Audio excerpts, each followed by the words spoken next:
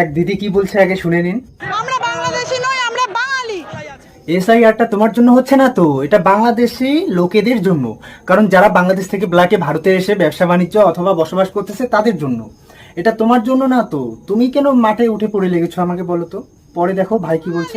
আছে এই বাংলায় শুভেন্দু অধিকারী এবং তার যে বাবা, ওদের মতো নেতার বাংলায় ঠাঁই নেই। আরে ভাই তুমি এসব কি আবল তাবল বকছো বলো তো। কোথায় শুভেন্দু, কোথায় কি, এটা হয়নি। কোথা কি বলেছে শুনে নাও আগে।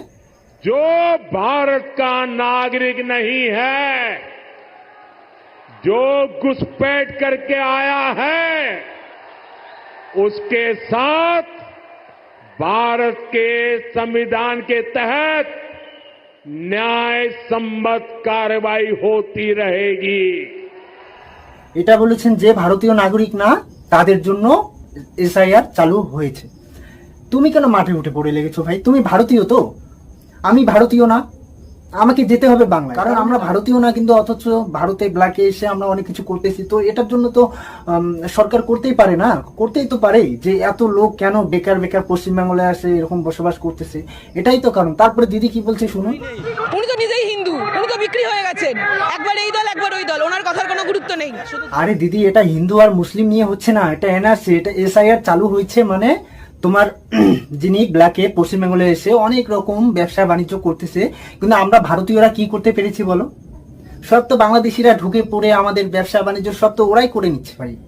ওর জন্য তো এটা করা ঠিক, আমার মতে এটা করা ঠিক। তোমার মতে কি তুমি জানো। তারপরে টিএমসির এক দিদি কি বলছে শুনুন। মোদিজি তোমার ডবল ইঞ্জিন আছে তো, আমাদের ট্রিপল ইঞ্জিন আছে। মা, মাটি, মানুষ, লড়ে দেখাও। যে লাভ ছাড়া ক্ষতি নেই, দিদি ছাড়া গতি নেই। আরে দিদি তোমার একটা ইঞ্জিন থাকুক আর দুটো ইঞ্জিন থাকুক আর তিনটা ইঞ্জিন থাকুক আর চারটাই থাকুক, তাতে আমাদের কোনো যায় আসে না তো। ওই যে বললাম দিদি ছাড়া গতি নেই। আরে আমাদের দাদু ছাড়াও গতি নেই, দিদি ছাড়াও গতি নেই। আমাদের গতি কি বলতো, আমরা সাধারণ পাবলিক, আমরা বোকাচোদা। একে ভোট দিয়ে ওকে ভোট দিই, সবাই শুধু আমাদেরকে ঠেকা মারে আর আমরা বোকাচোদার সাথে, তাই না।